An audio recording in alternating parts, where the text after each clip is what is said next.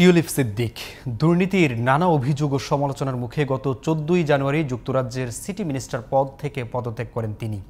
বরাবরই নিজেকে শুধুই ব্রিটিশ নাগরিক দাবি করা প্রভাবশালী টিউলিপের বিরুদ্ধে এবার প্রমাণ মিলেছে বাংলাদেশি নাগরিকত্বের।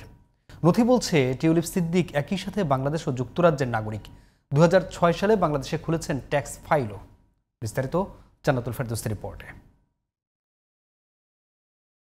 যুক্তরাজ্যের সাবেক সিটি মিনিস্টার টিউলিপ সিদ্দিকির আছে বাংলাদেশি নাগরিকত্ব।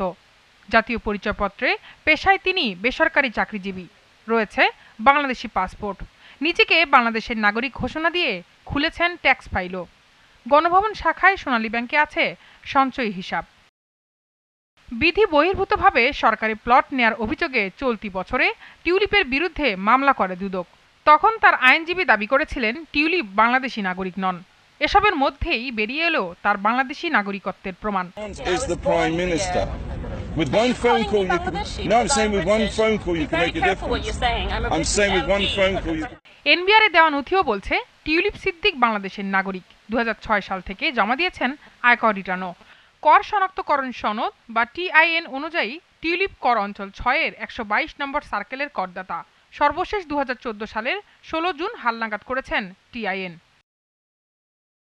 2006-07 অর্থবছর থেকে আয়কর রিটার্ন জমা দেওয়া শুরু করেন টিউলিপ। ঠিকানা ধানমন্ডির 5 নম্বর সড়কের 54 নম্বর বাসা সুধা সদন।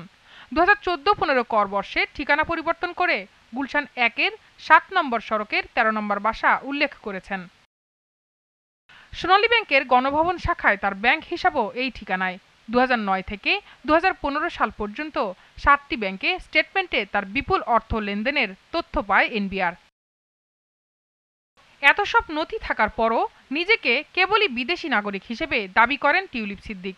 কেন তিনি অসত্যের আশ্রয় নিচ্ছেন বারবার? উনি যে রাজুক থেকে যে প্লট পেয়েছে, সে প্লটের অ্যাপ্লিকেশনের মধ্যেও উনি লিখেছে নিবাসী, অর্থাৎ উনি বাংলাদেশের নাগরিক। সো এই যে হাইড করাটা ইটসেলফ একটা অপরাধ। যদি সে বাংলাদেশের নাগরিক না হয় এবং সে যে তার লয়ারের মাধ্যমে ক্লেম করছে যেগুলি জাল, তাহলে এই জালিয়াতির বিরুদ্ধে সে কেন এখন পর্যন্ত অ্যাকশন নিচ্ছে না?